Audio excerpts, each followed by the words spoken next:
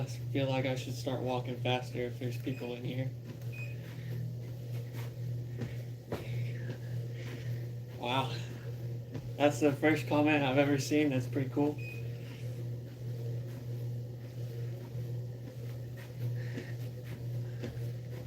I was burned in a gasoline fire at work.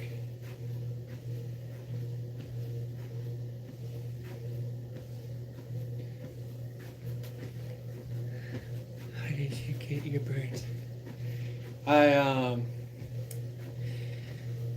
I was I've been working as a ranch hand, and I was hunting beaver, and I decided I would refurbish some traps. So I spent the whole day cleaning these beaver traps with chemicals, and at the end of the day, I was gonna dump it in some gasoline and burn all the chemicals off so I could set the traps at night. And I was working too fast because it was around the end of the day, and I dumped the beaver trap in the bucket of gasoline. And as I was walking away, there was a chain going into the bucket of gasoline. I lit it. Bucket of gasoline caught on fire, and it was near a bunch of other flammables. So I went to pick up the bucket, and it was very full, so it sloshed over onto my hands, and I chunked it. And whenever you chunk a bucket of gasoline that's on fire, all that oxygen comes straight up into the fire, and it just kind of exploded on me. It's a very silly accident. I feel like hindsight's always 2020, but yeah, it happened really, really quickly.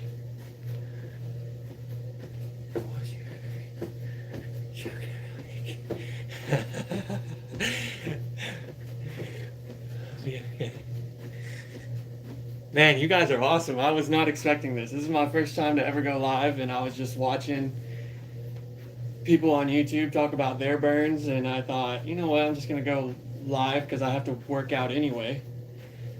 This is really cool.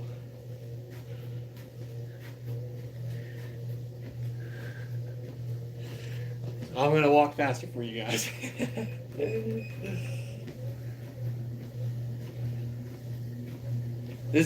Walking is about the only thing I can really do right now anyway.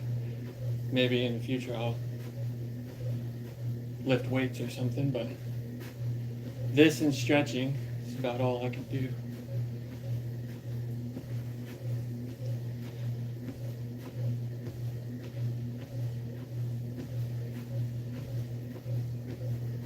I wasn't even planning on talking. I was just gonna hop on here and walk, but I feel bad if I'm just not saying anything.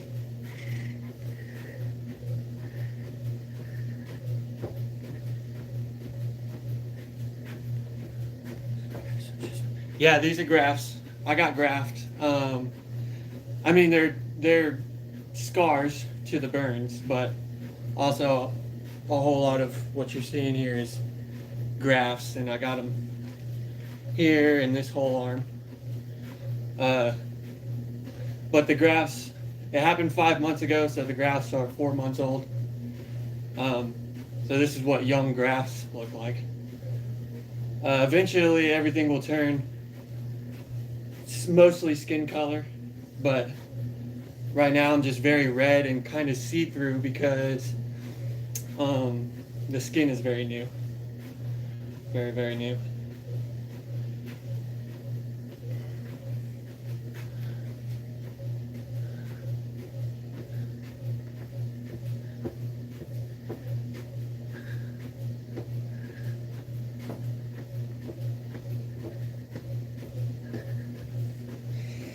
You guys are very kind.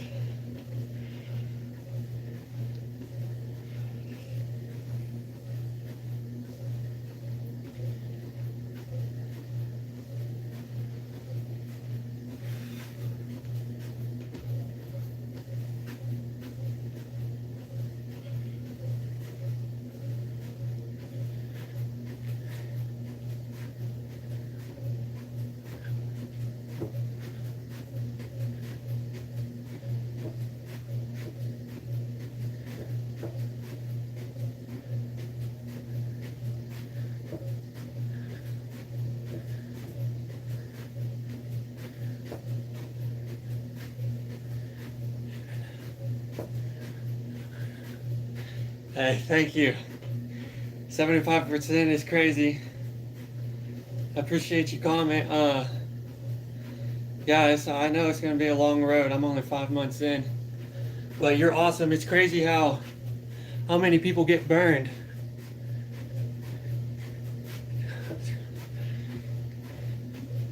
Um, Burns aren't even really something you think of before you get burned, and then it happens to you, and you just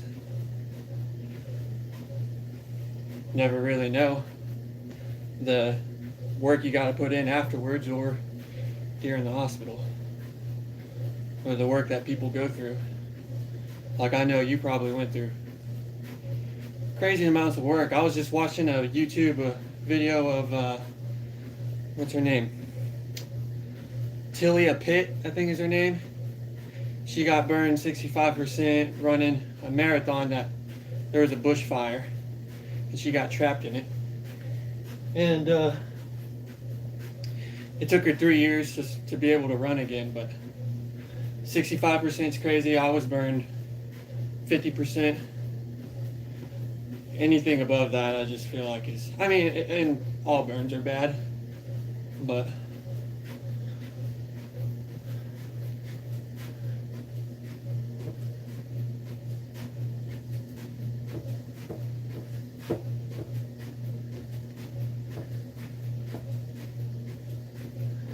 yeah.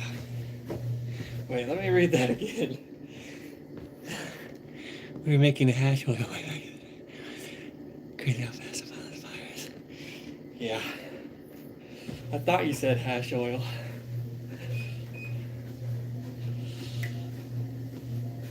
Yeah, it goes up fast. It happens really, really fast. And then afterwards you think of all the things you could have done, but in that moment it just blows up on you. I did have a skin graft. Yeah. They took skin off my back. I don't know if y'all be able to see very well.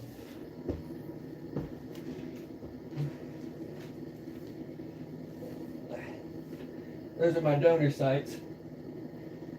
And they took skin from my back and set it on my legs and arms.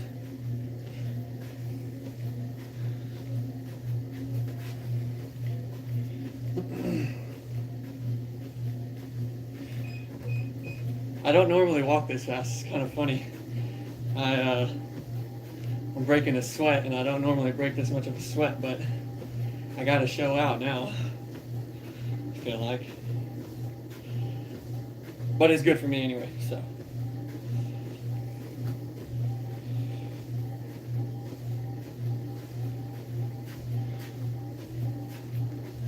At the start of the day, it's not normally this easy to walk either.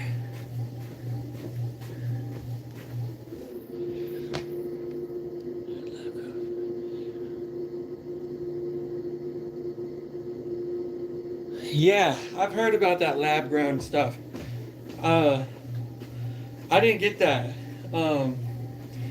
but I heard it's awesome. And it seems really cool. I've seen it, like how they do it in the lab, just because I watch a lot of YouTube, and it looks really interesting. My grafts didn't fully take whenever we first did them. I think like 90% took, but then they didn't end up growing very well, so they had to take more. And it got to where my torso didn't even have much left that they could take, so. But they're good now.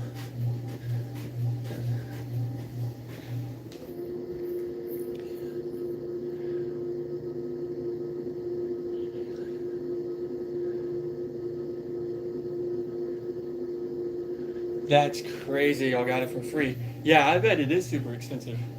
I bet it is. That's one of the first things I thought whenever I saw it, because just being in the hospital is expensive anyway.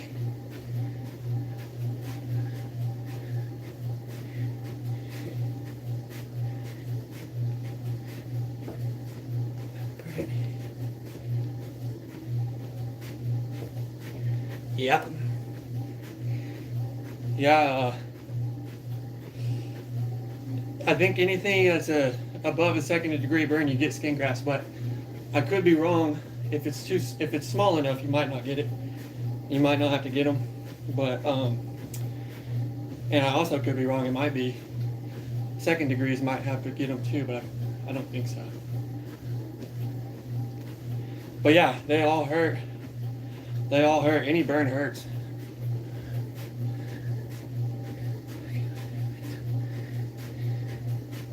Oh yeah, oh yeah, it's fucking with my mental health heavy.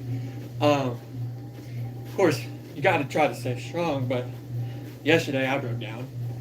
I cried for I ugly cried for like 30 minutes, and then, after a big ugly cry, you kind of go numb, slightly depressed, but you just gotta get back at it, because I know in 2 years, most of the time, like the scars and everything mature in 2 years, and then you're not in as bad a shape.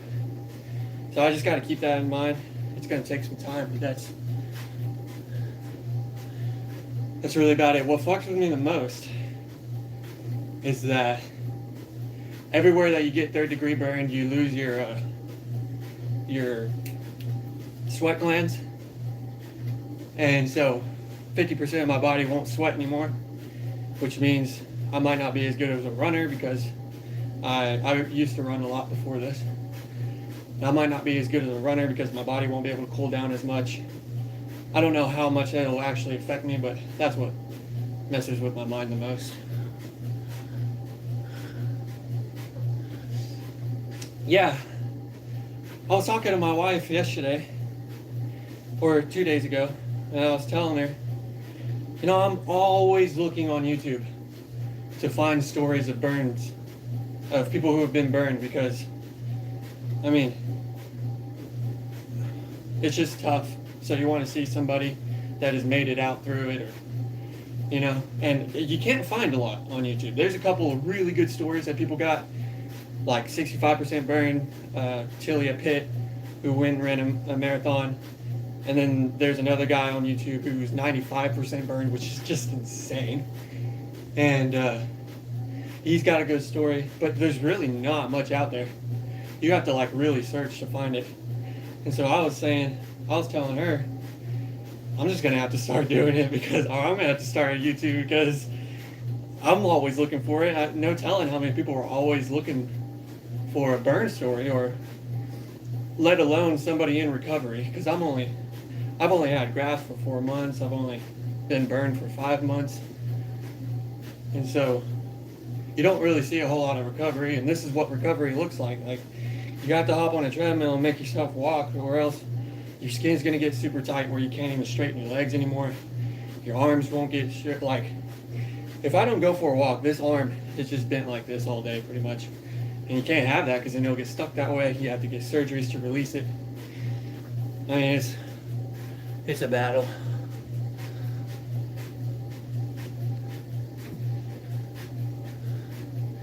Yeah, I kind of think that too. I think I'll be able to run in a short amount of time.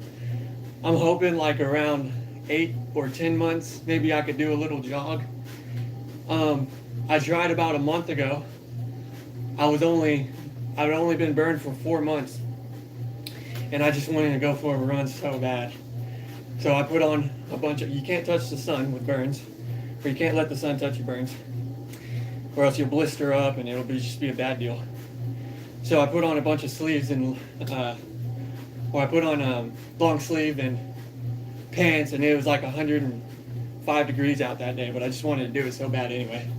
And I just went for a little jog. Just did like a little bit like this. Really just moved my arms faster than anything, but it hurt really bad. And so I was like, okay, I can't do it. I went half a mile. And I was like, okay, I can't do it, but soon though. Soon. But the thing is, if I don't hop on this treadmill and walk like at least 5 minutes, then I'm just stuck like this all day. And I can't really, you just get tightened up so fast.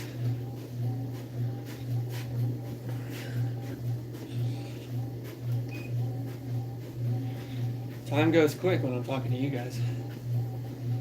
I was planning on doing 15-minute walk, but it's 16 minutes in, so I might do a 30-minute walk. I don't know.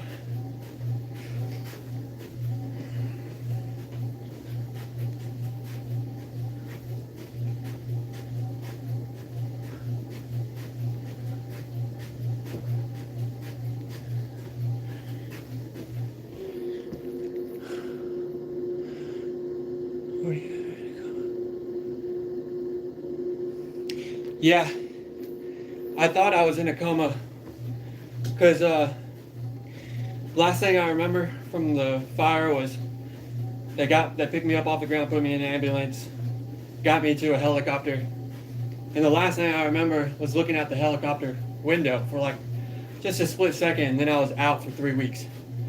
Never came back up for 3 weeks. I thought I was in a coma, but I was in an not an induced coma, but I was just underneath a lot of, what's it called?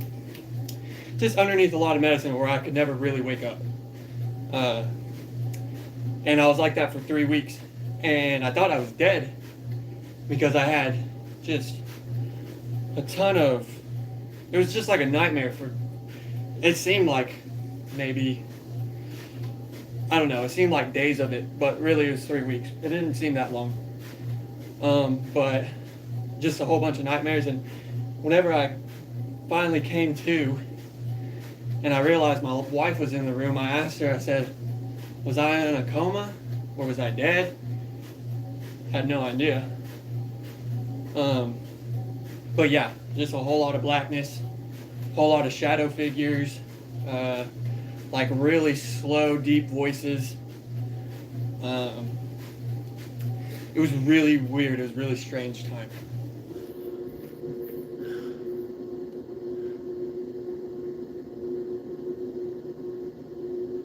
Yeah, that's crazy, man. It's so nice to hear a comment like that, and that you understand, because I didn't really talk about it for like 4 months. I just did not talk about it, and I was in the car with my wife the other day when she was taking me to my PT appointment, and I just told her all about it, like all the there was times where I felt like there were okay, maybe I won't go too much into it because it was like hell, but I thought I was in hell for a little while, and whenever I could actually make a thought, I was like, there's no way I'm alive. But yeah, it was really strange. How long were you in this coma for, or where if they had you down or whatever? Because I know some people are in. I know, like, one of the guys that I watched in a YouTube video, he was like, I think he was down, I think they had him down for 3 months underneath, or in a coma or whatever you want to call it. And I can't imagine 3 months of that. Cannot imagine 3 months. I was in it for 3 weeks.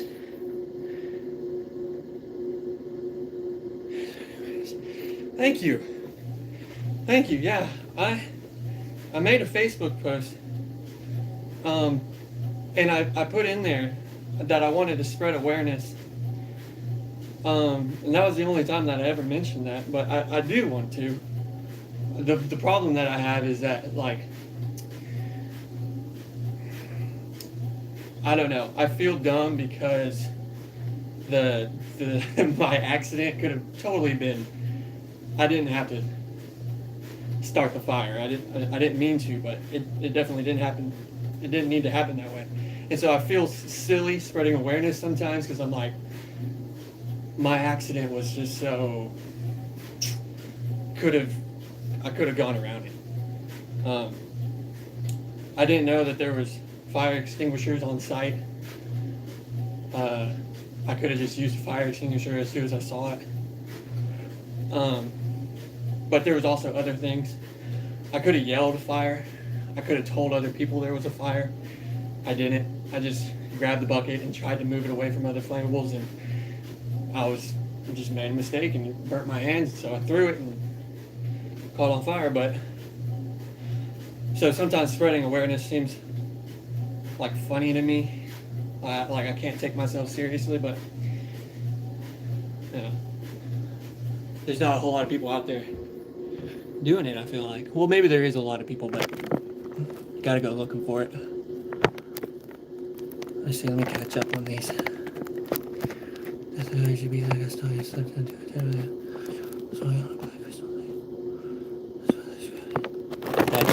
That's insane. How long are you down for when you get stung by a bee, or if you're super allergic to it? I don't really know how I got it. 3 months? Whoa.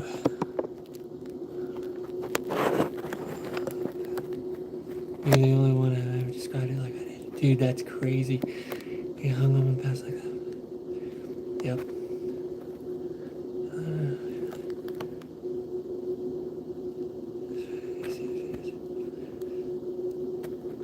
Yeah, that's true.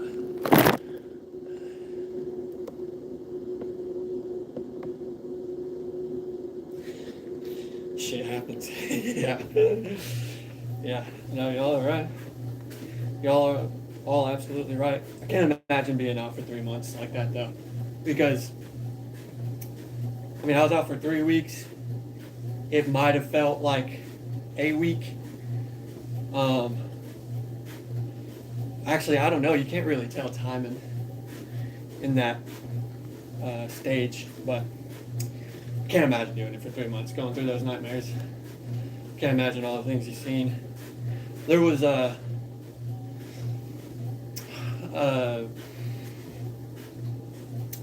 one of the nightmares, quote unquote, was like greasy bodies that I had to climb through. And there was like a way out, but it was out at the top and I was down at the bottom. And there's like really big greasy bodies I had to cut. The weirdest, strangest thing. But yeah.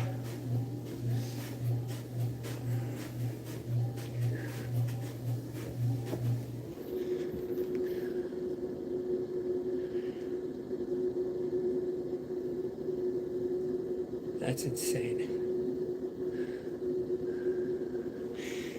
Yeah. Well, it's also crazy how your mind adapts to just knowing that you could do so much to being dwindled down to doing so little. And your mind just adapts and tells you to keep going because your mind just wants you to stay alive. So you got to find little spurts of positivity and just take with it.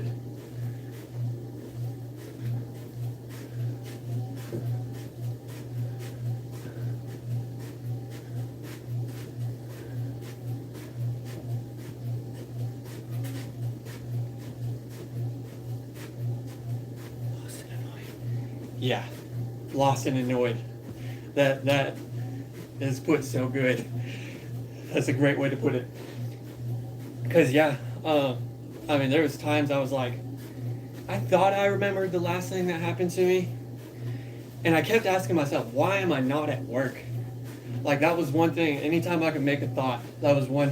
And I was like going through the shadow figures and stuff. And whenever I had like a moment to make a thought, I thought, why am I not at work? Like, why am I here going through this? But you're right, the emotions are crazy. I don't know if anyone else had this either, but whenever I woke up, they had my arms in like a seaweed wrap looking thing.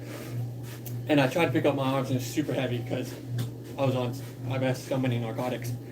But it looked like my arms were tiny because they had already dwindled down because you just degrade so fast in a hospital bed. So I had teeny tiny arms and they were wrapped in this seaweed and it looked like I had little nubs. And one of the first things I asked them was, why didn't y'all cut my arms off?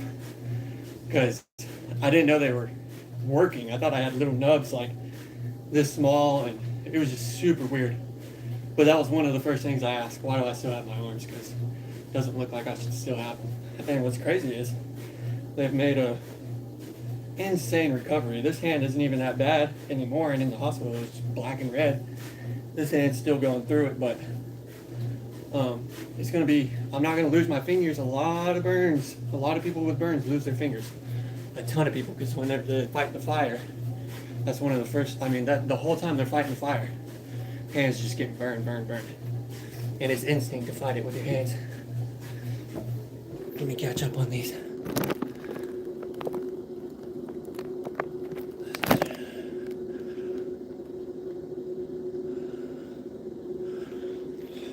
Yeah, it is.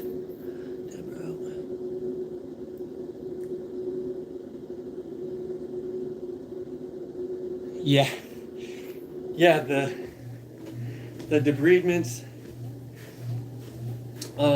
They get like a metal brush and scrape the skin off or whatever. Uh, that's.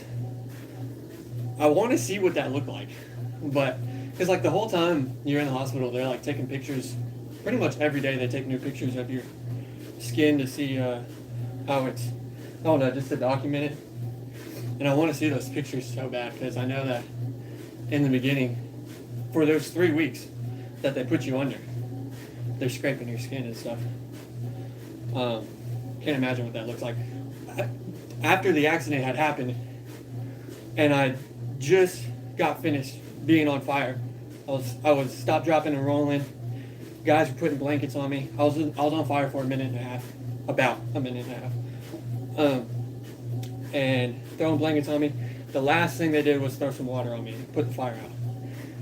And I laid there for a second, and then the fire was so bad everywhere else because all the flammables had just caught up and the whole building was on fire. So I we kind of like jog out of there, and I looked down and my clothes were melted like crazy. So I could see through my clothes, or what was left of them, and I saw my thighs, and my skin was just just hanging off of my body, and it was just the weirdest looking thing. It looked like a zombie or something. And I was just stuck going, oh no, oh no, oh no. I said oh no pretty much all the way until they put me into the ambulance because, I mean, you're just going through shock. But, yeah, and then they go through and scrape all that skin off.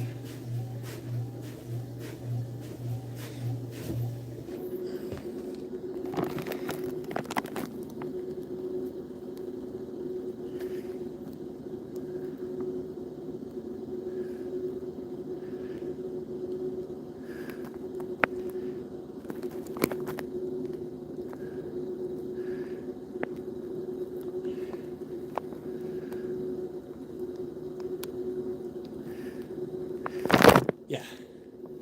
No, that's insane. That's insane. Yeah.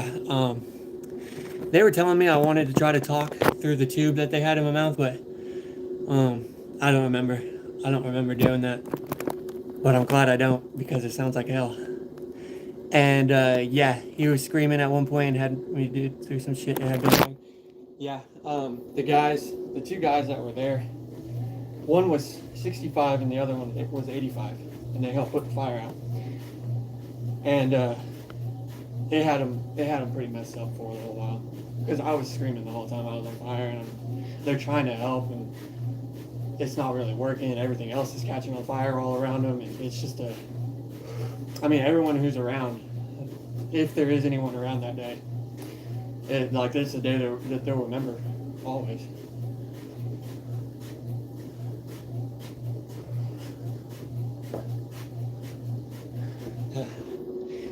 He told me morphine is the best high he's ever had. That's not because we taste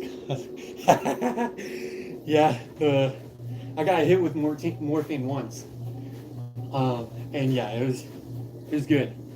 I got hit with ketamine as well, and I got hit with ketamine a lot because whenever they would, there's a time where they don't put you to sleep anymore to do debridements and scrape your skin off. And they kind of go take your bandages off and clean you, and you're kind of not ready for it. So, but they have to do it, and so they'll hit you with ketamine I think they hit me with it every 5, 10, or 15 minutes. I can't remember, but either way, one time they had to hit me with it 5 times, and after the first time I was like, oh, this is great, but then it would wear off like a little bit, and it'd be agonizing again. So you just ask them for another, and they just hit you again. So good. Dilaudid or hydromorphone. They hit me with that a lot too. That one is every 15 minutes, I know for a fact. And there was a surgery I had to do where they hit me like they probably hit me 4 times. So about an hour of just getting hit with a great feeling. Other than whenever it wears off, it's terrible. But the morphine's pretty good.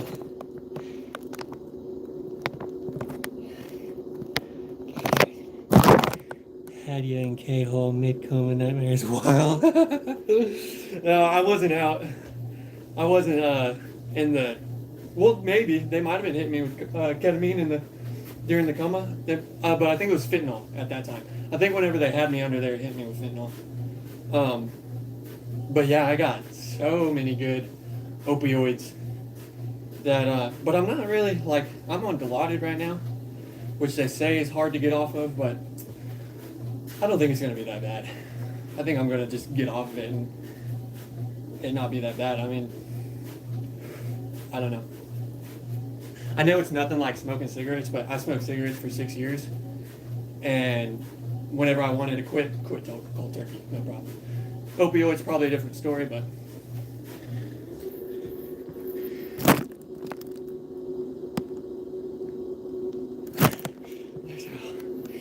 yeah, you're right. I will worry about that shit later. You're right. Well, guys, I've done 32 minutes, which is more than I normally do, and I never sweat like this. So I'm gonna go ahead and call it there, eat some dinner. You guys are so cool. Man, this is the first time I went live, and I never expected to be talking to people while I'm walking. That's just really, really awesome. Thank you guys for being here.